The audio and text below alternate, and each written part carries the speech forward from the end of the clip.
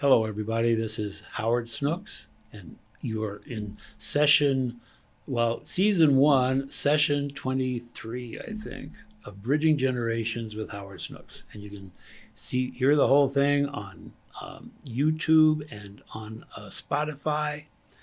And you can see little vignettes on my Instagram and Facebook pages, and also on Sam's Facebook and Instagram pages if he's interested. For sure. So I would start with a dad joke and try to relate it somehow to the person that. So give me your best shot. So a termite walks into a bar and he says, "Is the bartender here?" Something with wood. I'm not catching it. Termite eats wood. Yeah. Is the bartender here? Who's tending to the bar so that he can, yeah. Oh, good. I got one. The sort of people like, I wonder what that is. All right, that's good. Had the lead. Okay. Love a good pun. Well, I want to introduce you all to Sam Krasoi. And I don't know Sam very well, but I have gotten to chat with him a few times over the weeks, and I just thought he's going to be an interesting guy to talk to. So, my whole theme is the bridging generations from how people can interact in an authentic way with people from different generations. Yeah. And your job requires you to do that a lot. There's a lot of old geezers there where. Yeah, you get to talk to all realms of life. Yeah, which is fun, you really do. And so we'll look for words of wisdom for you about that. But, people really like you, and they think, you're a fun guy, and you know what you're doing. And it seems like, I don't know the ins and outs of the scene, but it seems like you and your staff, all the staff really works well together. So yeah, that's definitely one of the more important things in a industry like hospitality and service. If you're not getting along with the people you're around, then you're just set up for failure eventually. Right. So happy to have found a good spot. Good. Well, why don't you tell a little bit about yourself then, and why I used the bartender dad joke. Yeah, I guess Howard found me behind the bar where I'm doing my thing, making coffees and a variety of beverages, which more or less I have found myself in positions where I am a barista or something similar. I've worked a variety of jobs over the years, trying to find different pathways, but it feels like, at least as of now, all these roads have sort of led me back to coffee or hospitality. What I like to say sometimes is when I try something new and it's not necessarily working out, going back and finding something that at least is going to keep me happy in my day-to-day life. And for some reason, when I find these barista hospitality jobs, I am happy in my day-to-day. There's pros and cons to the job, the industry, the pay, the people. But generally, I'm really stoked about where I'm at. Where life is going to lead me down the line, I'm not exactly sure, but for now, I love what I do. I could see it being a part of my life moving forward, and cool. Yeah, it's just it's a fun thing. You get to talk to many different people, develop these relationships, learn more about people, and there's just something special about it. It's like planting a seed when you go somewhere new, and you just water it, give it the attention, and you never know what's going to bloom from it. Yeah. Like an opportunity like this, for example. Yeah, exactly. I would have never met you, or maybe we've crossed paths, but chances are unlikely. Well, Sam works at the Highland City Club, which is this kind of social and work-related club in town, and it is sort of a gathering place, sort of a crossroads for lots of interesting people to be. So it just you never know, your day's going to be different every day. But but it's really fun there. I think it's a cool place. It's an awesome vibe, and in terms of the environment compared to other coffee shops or cafes I've worked at, it's just entirely different. Right. Very cool niche environment. Lots of interesting individuals who are all working towards similar goals, yet doing completely different things in professions. And well, what are their similar goals, do you think? I think especially somewhere like the City Club, everyone is working mostly, business, whether it's developing, being a founder, just working on like professionalism. I think that's one of the main things that I notice. Mm-hmm. A lot of freelance workers, a lot of innovators and creators, obviously a lot of AI tech, especially these days. Definitely. So it's fun to kind of gaze from the outside and kind of just, listen in on like some conversations, ask simple questions without overstepping. But I just think, I think it's really cool, especially from a guy like me who isn't directly involved in industries like those. Oh, right. I am curious and always like to learn. So, well, what's interesting is because you're kind of new, you're talking about all these young guys that are there. Yeah. And when I joined, it was pretty much, I was like, the joke was I was the youngest guy when I Yeah, joined 13 years ago. 13. But I was 66 years old when I can't remember. No, I wasn't. No, I was 63 when I joined. Yeah. So that was just sort of a joke. So it's really changed. I'm sure. And it's really become much more dynamic. It was always a fun place, really interesting, but man, there's a lot of energy there. Yeah, lots of moving pieces. Things are changing constantly, leveling up. But I want to hear first from you, or not first, but we've already gone beyond first, but how did you get here? Like, what's your story so far? Yeah, I guess, I studied food science and nutrition at Colorado Wait, you have to State. start before that. I got to start before that. Yeah, you have to start before Long that. story. So I am a native to Colorado. I was actually born in Boulder in 1997. So I'm 29, going 28, going on 29. Feels like I'm going on 30. I went to school in Fort Collins, so I stayed pretty local. Go Rams. Got a little Ram pride. Yeah, I was the only one in my family actually to go to CSU and not CU, so it's always fun to joke about that. Oh, you want to hear a funny story? Yeah. Because I'm a native too from Durango, and my family did not want me to go to CU because if you're an old pioneer ranching family, you go to the land grant university. Right. I mean, if I'd insisted, I could have gone to CU and it would have been fine. But CSU was really great. I thought. Fort Collins is a cool city. I loved it. I only hear good things about it. Yeah. But okay, so go ahead. So yeah, when I was looking at schools, I was looking at CU, CSU. I thought the idea of like going out of state would have been cool, but I didn't really have the reasons in mind, right, or the financials. I did fine in school, but I wasn't getting scholarships or anything. Which high school did you go to? I went to Monarch in Louisville. Gotcha. So yeah, local guy. And I decided to go to CSU, and when I was deciding what I wanted to study, some of my interests in the time included nutrition. My dad and I were pretty close about that. We were both big on the whole paleo, ketogenic thing, eating clean, cool. Anti-seed oils, all that sort of stuff. So yeah, we bonded over that, and I saw the program there for food science and nutrition. I thought, this is something interesting that I think I could find value in.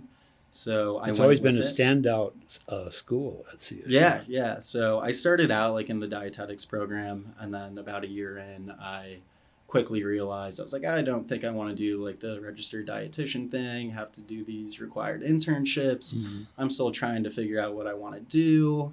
So I just switched the concentration from like dietetics to food tech and safety. So that way the curriculum had a lot of overlap, so I could still be on a 4-year track and take similar courses while not completely like turning the wheel. Sam, you thought about this. I did, at the time. A lot of university it was just students, quick decision making. Do that sort of thing. Right? Yeah, and I've always been one of those people. I say that I've never had like one straight path for better or worse. Like some people go to school, they want to be like a doctor, do this, study medicine, where they kind of have that roadmap laid out in front of them. And I never really found that for better or worse in terms of like, I'm just gonna roll with it. I'm gonna, go to school.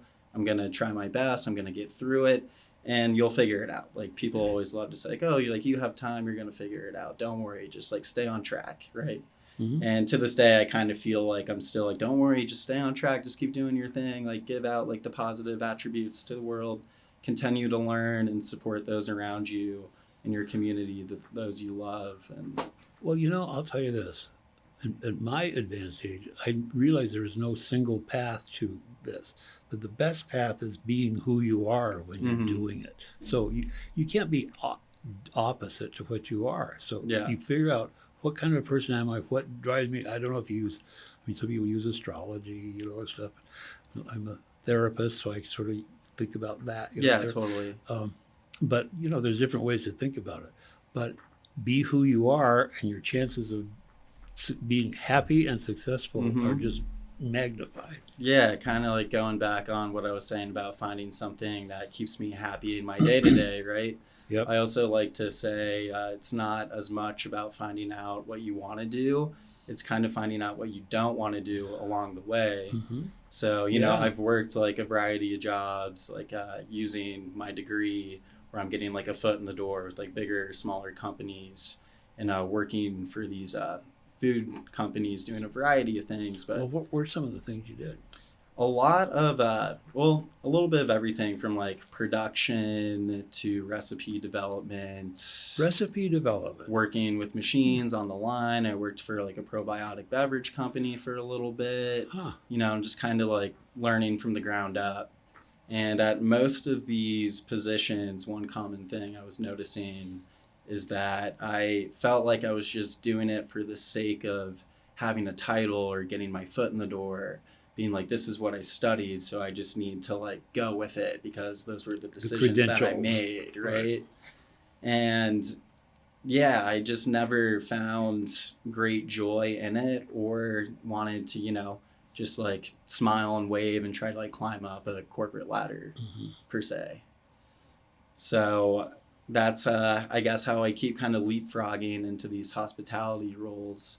My first job I had when I was 16 was a barista and juice bar gig at Alfalfa's Market in Louisville when they first opened. Yeah, I remember when that opened. Yeah, I trained at the Boulder one back when they were still around. Missed that place a lot. But I guess that was kind of the start of it all for me. Like, I held on to that job for a long time. I worked it during breaks when I was back from school, like spring, summer, winter. Loved the people, loved the environment. I wasn't necessarily hooked on the whole like making great beverages and knowing like the bigger picture of like hospitality and like developing these relationships.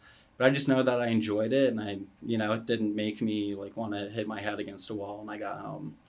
And there's a lot to be said for that. Yeah, totally. So I got pretty lucky with that for first job, because I've definitely worked in some cafes after that where I'm like, okay, like this is what a bad job actually is. Or if you don't feel supported, whether it's the building, the management, when you're not happy. And I guess I'm at a point now to where I can tell myself with confidence if I'm in a good spot.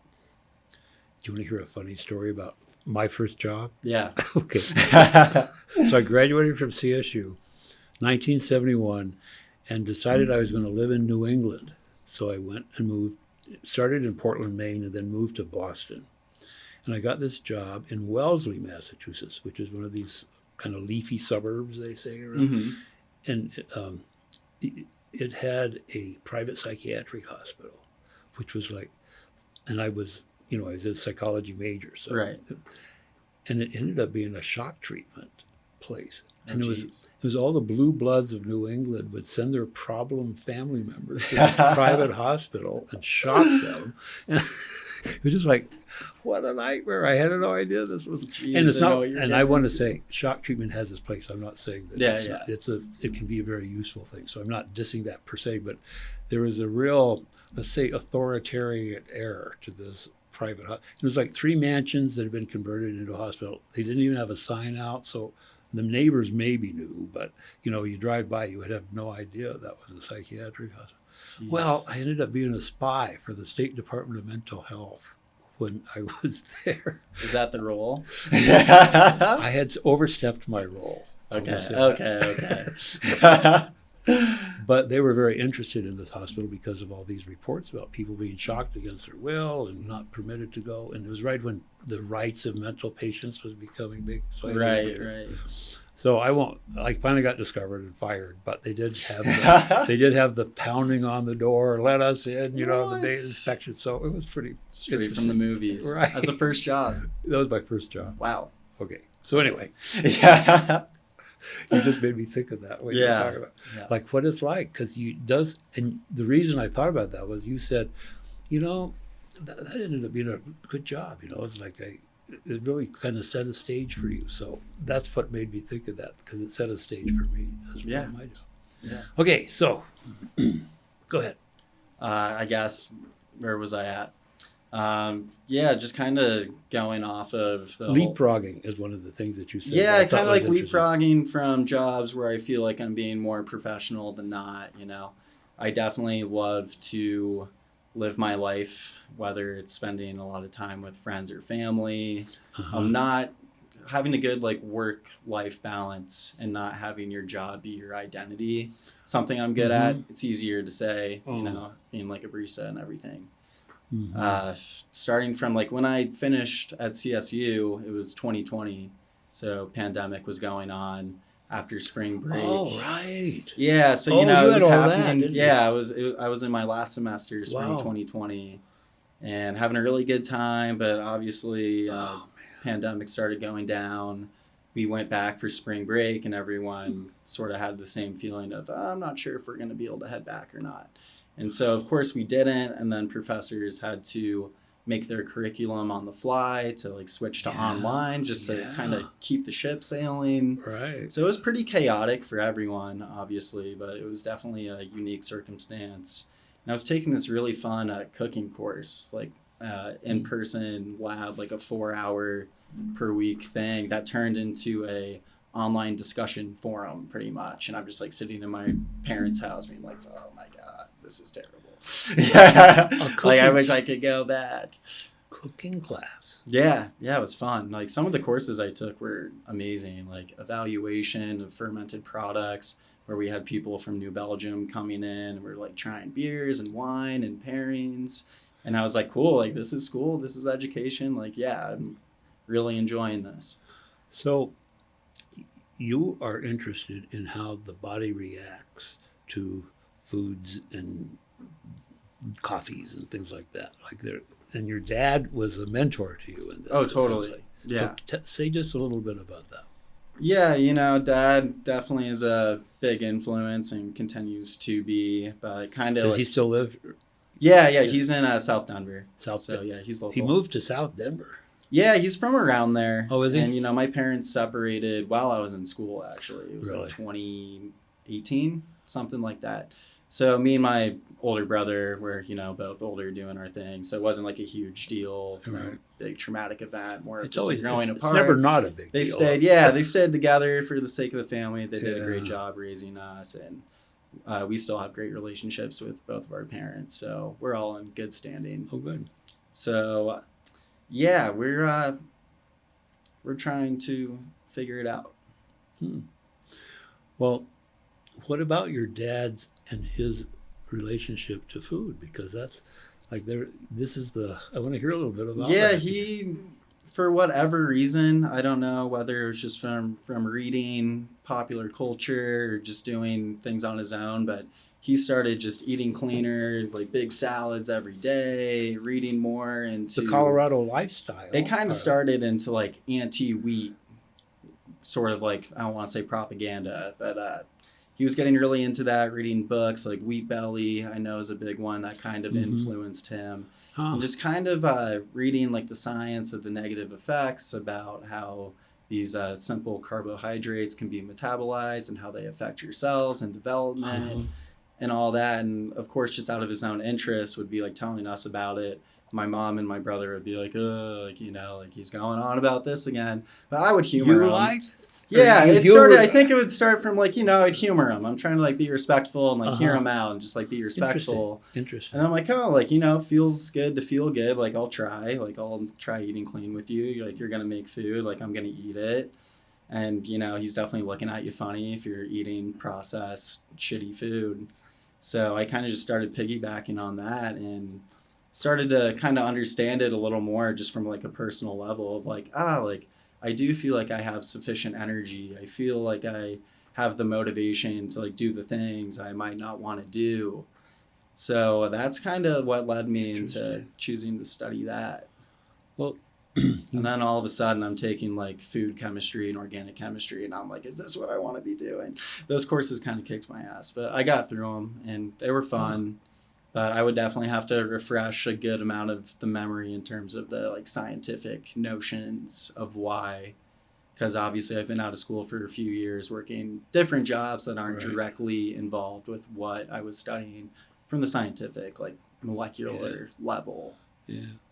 Well, there's something interesting here about mentors. Because like you can say, well, my parents were my mentors, and more or less that's usually the case, but some more so than others. But then there's sometimes these particular reasons why a parent becomes a mentor. And there's something about your empathizing with your dad, like going, he's trying to be serious here. He's trying to say something important, and I'm not quite sure what it is, but I'm going to give him a chance here. Yeah. And it really kind of... Yeah, it definitely had its influence on me and still continues to have it. Yeah. And he's like lightened up over the years. Like he still lives a very healthy lifestyle. But he used to be pretty intense. I could tell he used to be like military about it, you know? Right. Coming as like a pretty chill Boulder liberal dude. Like he took his diet very seriously and still does, but definitely is like lightened up. And yeah, outside of just food, music is a huge influence from him as well. We continue to go to a bunch of shows together to this day. Like what are some of the... Like, for example, like he was a huge Oasis head, and he drilled that into me and my brother at a young age. So we are also diehards at this point. And, you know, they broke up in 2009 and had a reunion tour last year after 15 years, which was a huge deal. They only played a handful of shows in the States. So we went and saw them in Chicago and Pasadena. They didn't come to Red Rocks? No Colorado dates. We did have the chance to see them, though, once at what was the Broomfield Event Center. Oh, right. It's now demolished. It's like it never even happened. Isn't that amazing? But yeah, that was in like 2008, so I was 11. Right. So I still remember that a little bit. But since that young age and ever since then, I've been, heavily involved in music, going to shows with him. It's fun. It's another thing that kind of bridges the gap between generations, you know. We're meeting all these people, having conversations. I'm showing him music that he might not be able to find on his own. He's telling me all this stuff from when he was my age. And my brother, who now works in music management out in Nashville, also kind of helps shape this three-way Venn diagram. Oh, that's cool. Yeah. He actually just gave me this shirt before he left the other day to go back. I saw this Memphis record press. Yeah. So he's out in Nashville working for a record label, which is cool because he's always been a huge music head. So he's living his dream in a way. Wow. He might not say that exactly, but I think he's working where his heart is, at least. Well, you know, my parents' generation, some of their music I thought was pretty boring. Like Perry Como and Doris Day and stuff. But here comes Johnny Cash. And actually, Johnny Cash was the first music record album that came into my house when I was a kid. My parents, our first record player, and Johnny Cash's album was the first. But and then of course, I went through the whole psychedelic era. Yeah. Here's a little CSU story. I had a girlfriend who worked for the yearbook, the Coloradoan. Okay. And the Rolling Stones came to CSU my freshman year. Really? If you can believe it. At Moby Stadium. And my girlfriend was on the yearbook staff, and I was the model for the intro to the Rolling Stones. And it was me on this double page black and white, and the smoke was just all swirling all around me. That's iconic. But I loved, I thought that we had good music, the 60s. Jethro Tull, Quicksilver, Messenger Service, Jefferson Airplane, Beatles, of course, Rolling Stones. Stones just put out some new music today, I'm pretty sure. I know. Mick Jagger's still rocking on. That dude's going to live forever. And what's the other guy? Keith Richards. Keith Richards. You know how everybody made so much fun of how he looked, like how is he still alive? Yeah. And now they've all caught up with him, and he looks real. great compared to the rest of them. Even I think that's funny. Yeah. So we've seen a lot of iconic shows together, and like last October, Paul McCartney. Did you go to Field? Yeah. Wow. And, he brought our family to Paul McCartney when he was here like 11 years ago or something. Longer than 11, but when he was over at a Pepsi Center, Ball Arena now. Wow. So it's like every time he kind of has the chance to share an experience where he's like, you guys like need to see this because it could be the last time sort of thing. So he's awesome for that and can't thank him enough. Very good. So it's definitely also been a big shaping of who I am. So music shapes you, and you're saying that on lots of different levels, I'll bet. Like just the fact of having music shaping you. Can you say a little bit about it, like how it does that? It's great. I mean, you start just like, you go to all these shows, you see these artists, you've been listening to their music, and it resonates with you. You get to know the words and actually know what the words are saying. Exactly. And then it got to a point where just a few years ago, I was like, Dad, like I really want to like start to learn how to play the guitar. Like I feel this sense of like a feeling like I'm missing out because I have all these friends that are musicians that play, and I feel like I enjoy this, but I don't know how to speak the language necessarily. So I kind of had that curiosity that kept growing. So I told him I wanted to play. He's like, all right, like here's a guitar, because he plays. So he has a handful of electric and acoustic guitars. So he let me borrow his Duosonic Fender, and I started to learn, and I stuck with it. And now, I compared to like 3 or 4 years ago, I've made significant progress, right, in singing some songs. I had the chance to open for a buddy of mine in September last year. That's how it all starts. That's how it all starts. Yeah. So it's more of like a hobby, like passion project, not something I'm actively pursuing, but it's opened up just opportunities and different friendships. I continue to jam and play with buddies, rather than just sitting around. We're playing, we're hanging out, having a good time. Well, this strikes me as related to what you said about, or I sort of said and you agreed, but what you meant was that be yourself is the best thing. When you're playing music, you feel like you're yourself. It sounds like to me. And any form of artistic expression as well, being able to like create the sounds you want to hear, and then it's like cool. Now like I can like write, like I can put verses or choruses, talk about whatever, Yeah.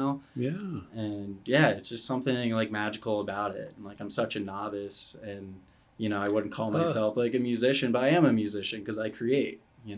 Anyone who creates is an artist. Well, you're in that sort of conflicted stage of I'm too humble to call myself a musician, but I am a musician. It's like that's just part of the steps of doing it. I think it's funny though. It's fun to own it, and me and a couple buddies for fun over a weekend like made a couple tracks, and we made like a Spotify profile and like took these funny pictures out at our buddy's cabin and put these songs out. So now like I just casually tell people time to time like, oh, I'm in a band. Like, I have a couple tracks out. And everyone's like, oh, cool, really? I'm like, you can listen to them. Like, all the songs are just recorded through, like, layers on GarageBand. But it's fun to say. And, like, you're not lying.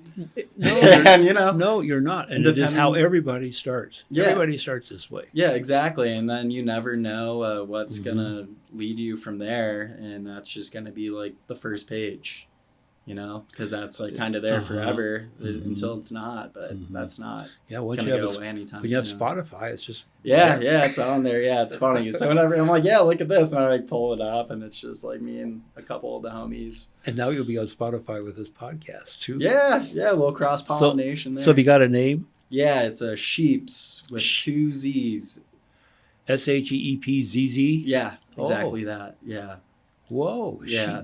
One of my good friends, Riley, and our other friend who is definitely more aspiring singer-songwriter who goes by the name Torso Man. Torso Man. And he is, is he? yeah, he's a strong guy, and he? he does the van life thing, so he's very mobile right now. He just left to go to the East Coast to play a number of gigs, but he's kind of the leader of the pack. Oh, And interesting. Yeah, so it's fun to have friends like those. Totally. Now, is it related to ZZ Top at all? Sheeps? No. I think it was just a quick play on word. We really didn't think too much of it because, it was kind of like a hangout project for the night. Yeah. We're like, oh, let's just like think of something quick. And we're like, all right. Rather than thinking too much, we just landed on that. Wow. I can't remember who did, but we're like, yeah, whatever. We'll refine it if we need to down the line. You know what was big when my kids were in high school, I guess, was American Idol started. And so the story of how people got started, has really became a part of the zeitgeist of the culture right then. Yeah.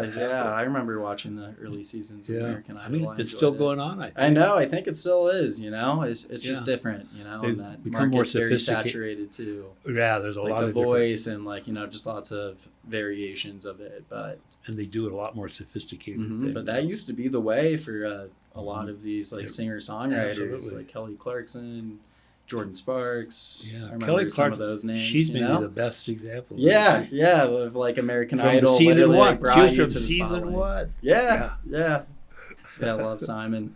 Yeah, he doesn't age very much. It doesn't seem like No, for whatever reason, we'll just say it's magic for now. Well, is something like that a possibility for you? In terms of like competing, I wouldn't say it's something that I aspire to do, but I also like to say I would never shut an open door. So if an opportunity presents itself, I'm always, like ears up, willing to listen and see what there is to offer. I always think there's an organic process that happens, like, sure, I mean, you can miss opportunities, but it doesn't mean, and it does change the course of your life. I mean, you have to accept that. Yeah. But it doesn't mean that there's not more opportunities that come up. Yeah, like you can definitely like manifest things and work towards certain goals that are achievable. To manifest things. Yeah. I'm glad you brought that up. Yeah, that's no joke. If you really want something, like you just have to believe and work towards it, whether it's making small achievable goals or just following your dreams or intuition. Yeah. And in terms of music, I know it's something that's going to follow me for the rest of my life.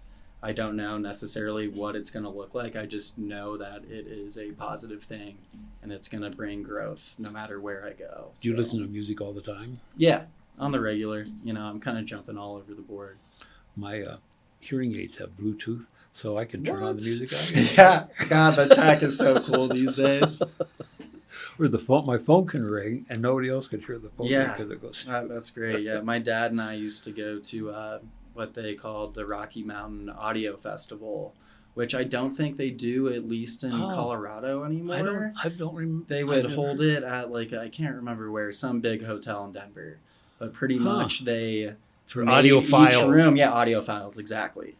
So you got to check out like the top end equipment, all of these different like European companies and sound engineers. And just really cool rooms where you would just like sit down and just listen to these like little classical riffs on these mega sound systems. That sounds really maybe not fun. even too loud, but just like the sharpness and like the tones. And I guess when I was going, I was a little younger, so I was a little like, okay.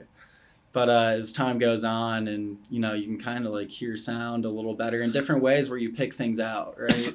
Sound is one of those things where you really have to be trained. Mm-hmm. Don't you train your ear, like you for sure. You have to train your ear. I've definitely noticed that more and more as I started playing as well, listening for certain things. But that event was awesome. And it was a great exposure to the music world beyond like what your favorite bands or musicians were.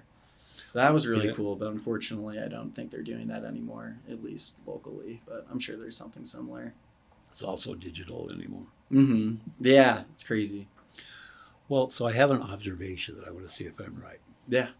There's this Spanish word called ganas, and what it means is like your desires, the things you like, what gives you Well, your Ganas have a lot to do with music, it seems like to me. Totally. You know, like it's an organizing principle for you, and it like everything. There's a lot of meaning for you about music. Yeah. Yeah. And that just seems like such a indication of where you're going, doesn't it? That's my Definitely. question. Yeah. Yeah. Like I said, it's something that I know I'll carry with me. I'm not Yeah. necessarily sure how I'm going to show or express it, or whether I'll use it like in a professional setting. Right. But whether or not it's used to like pay the bills or bring you to the next step, like I know it's something I love and enjoy. If you can find a way to monetize a passion, that's even better. Not quite there, but it's definitely just, huge hobby, love of mine. Same with sports. Yeah, I in can just general, tell. too. It's just, Yeah. oh, sports I always too? say sports and music. I'm Oh, well, a big sports head. Okay, tell me about From a sports. very young age, brother and I played a variety of sports. Both kind of started focusing on basketball once we got a little older. But yeah, to this day, like we keep up with like all of the professional leagues, like watching the World Cup religiously, from deeper stats and contracts, talk to friends. We play the video games. That also helps connect friends that aren't, in the same region or state. So just like going online and chatting, playing like a little NBA or NCAA, shooting the shit. Sports have always been a huge part of my life. And Well, have you ever had a sports mentor? Sort of like, you said your dad is kind of your music. You have a sports mentor? I have had in the past, for sure. I've had certain mentors. My favorite year of basketball that I played was my freshman year of high school. It's where I was on the freshman team. There's freshman, sophomore, JV, varsity. So my brother was a senior in high school when I was a freshman. He was killing it, like doing really well on varsity. For myself, I was doing really well on the freshman team, but I'm like small, skinny guy, even smaller then. So I wasn't like big enough to be playing up, but I was doing really well for what I could. So on my team, I was crushing it, scoring a lot, not really playing any defense. That was one of my downfalls. But our coach at the time was a good friend from the community who everybody kind of loved. We played with him a lot at the local rec center. The perfect guy, really, to have for that kind of Yeah, it was great. But unfortunately, he sadly took his own life a few years ago, which was really hard for everyone. So going through whatever darkness. So yeah, it was really unfortunate, and it kind of, almost brings more light to like why it's so important, that community and being there for each other, whether it's on the court or off the court. Well, when something like that happens, it's just such a huge tragedy, and everybody reacts. And part of what they do is, well, what could we do differently? And there's this fellow that I know. You're in the part of this podcast community I'm in. Bernard, his name is Baruch, and he found his father who had hung himself. And this is kind of what happened. Yeah, and his hard. grandmother had also killed herself. So he's a therapist. So he's starting this program. He wants to reduce, I don't know, like somebody commits suicide every 3 seconds or something. Yeah. I can't remember the exact seconds, Yeah, the but he mental wants to health thing reduce is it by real. a third. And so that's his big goal, is to reduce. And it's the people like that where I go, oh, hey, he sounds like a perfect guy. And who knew what torment was going on inside of him? You never know. You just don't know. Although, I guess, I am a therapist. There are clues, but if you're not tuned in at all, then the clues just go right past. And a lot of the times it's the dudes or gals that are, that seem like they're with it and are living like a happy life, almost a life that people envy, where they're like, oh, they must have it really good. Right. Like, I wish I was in their shoes, but you never know what someone's going through. Everyone you pass is going through something. Right. So. And they're probably not likely to go see a therapist. Like if you are a therapist, and you do sort of tend to think about that. Yeah. But open the mind up a little bit. Yeah. But, one thing I've learned is it doesn't make sense if you don't have the way of thinking that a person who's suicidal is, because it doesn't hit the same way. If you have a success, you don't feel that. If a bad thing happens, then it has a certain impact on you. The good things, get kind of brushed off. So, Right. so that's the part that people, when they get so confused about suicide, is they're thinking, well, they're feeling the same way I am, and so why would all you need is a happy day, a sunny day, so and you'll be cheerful. But that isn't how it works. Yeah. I think a really important thing is just finding community, whether it's at the Highland City Club, where I get to interact with the same people on a regular basis and slowly learn more about them and their interests and what they've gone through. You know, just as you get closer with anyone, I think you naturally let people know a little bit more just about yourself. Well, that's one thing about the club, isn't it? And the staff really show, like I said, I don't know what all goes on. I'm sure there are things that happen. But there's a sense of community within the staff there that I've noticed. Yeah, and those are your people just as much as your family or your people. Yep. Just as much as, the group I play basketball with on a weekly basis are my people. The people I play disc golf with are my people. So I think it's really important to kind of just like spread yourself out. Not obviously you can't give yourself out to everyone entirely as much as you would like to, but I don't think it's too hard to give just a little kindness and compassion towards people you not even like don't care about, that aren't in your life on a regular basis. But we're all we're all longing for the same thing. We all want to be happy. We all want a roof over our head. We want to be able to get the things we want to get, whether it's having a family, whether it's being able to travel, or just enjoy the things that you enjoy and want good health for your friends and your family. And that all kind of intertwines no matter where you go. So, well, there's one other thing I wanted to cover, and that is, I don't know what all happens, but as a barista, you're kind of vulnerable sometimes to being insulted. And I'm just curious. More or less, there's like every now and then a bad apple on the bunch, but it doesn't happen often. No, but still, not at all. But it does. It's a large, like when it happens, it's larger than what it. I mean, it can become larger. For sure, because it's like unexpected. Right. Yeah. Right. When you're just expecting good conversation and something appalling or something that kind of rubs you the wrong way, it can definitely alter your vibe a little bit. Well, and I've seen Instagram reels where this sort of scene plays out, where some entitled customer comes up to him, throws the money or something. Right. It's a little snarky, really short, snarky and stuff. And I mean, I think that, I don't know what you think of, like, what it takes. I guess, that Obama thing, brush it off. I was about to say, you do just like have to brush it off, offer what I can. If somebody's not going to give me their time of day, like I'm not going to match their energy, I'm going to stay professional. Right. And it kind of just is what it is. And that's also just like a hard truth you have to learn, even outside of the bar in the world. Like there are just people that aren't going to like treat you fairly or with respect. And piggybacking on what I said earlier, you don't know what they're going through and whether or not that's what's going to cause someone to lash out, or they're having a bad day, even if they're just a little snarky or entitled. But you kind of have to give like the benefit of the doubt, especially if the situation's temporary. Brush it off. The last thing you want to do is like carry anyone's negative energy with you. You have to. That's why I tell myself, I don't take my work home with me. Those are words to live by. Don't match their energy. Yeah. In my job as a professional, I did child custody evaluations. So you're a child of divorce, and they didn't need a custody evaluation, but sometimes it can get rough enough. And so those were the cases I'd be involved in, the ones where the parents were at each other's throats and stuff like that. Totally. And so then I have to come up, and the court appoints me.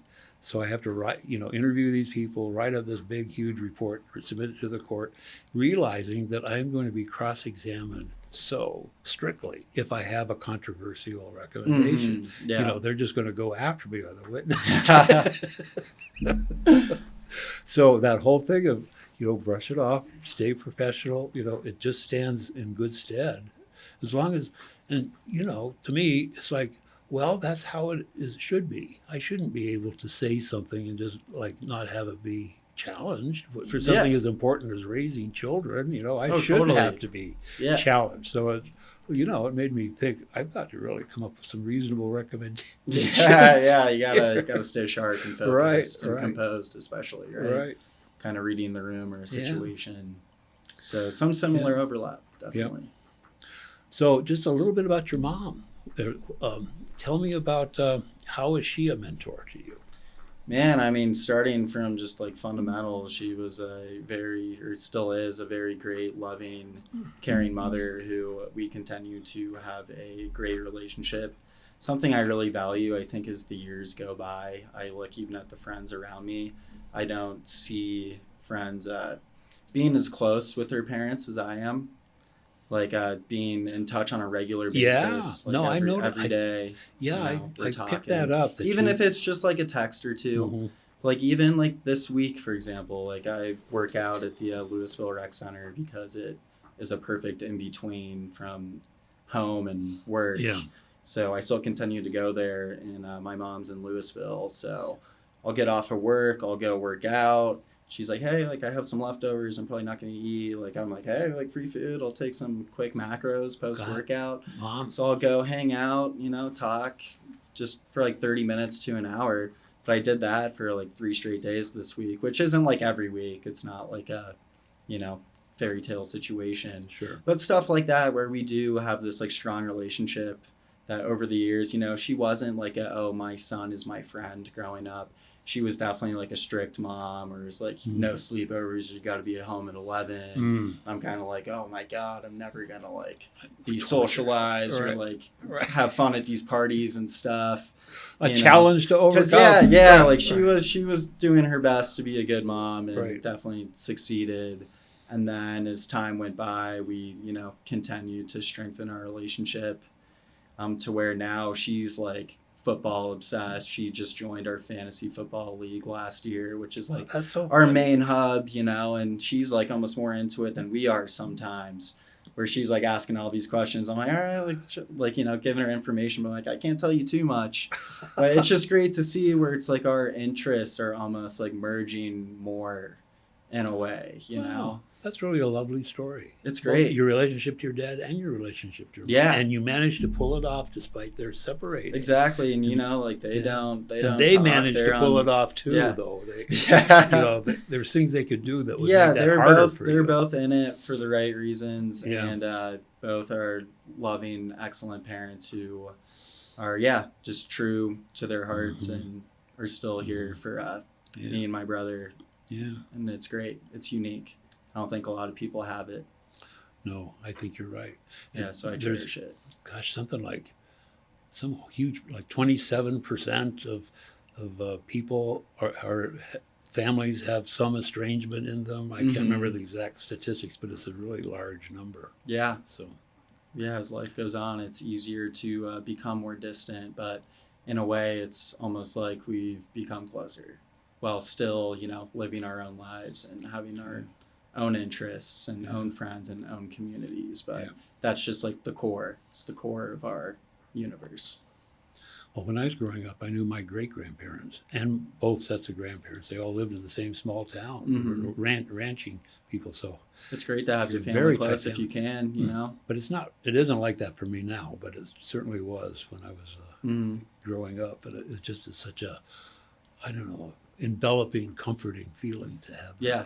I never take it for granted, for sure. And it's one of those things where I say, like, I've lived in Colorado my whole life as of now. Like, I definitely will get out eventually and, like, do my own thing, have an adventure because I just want to.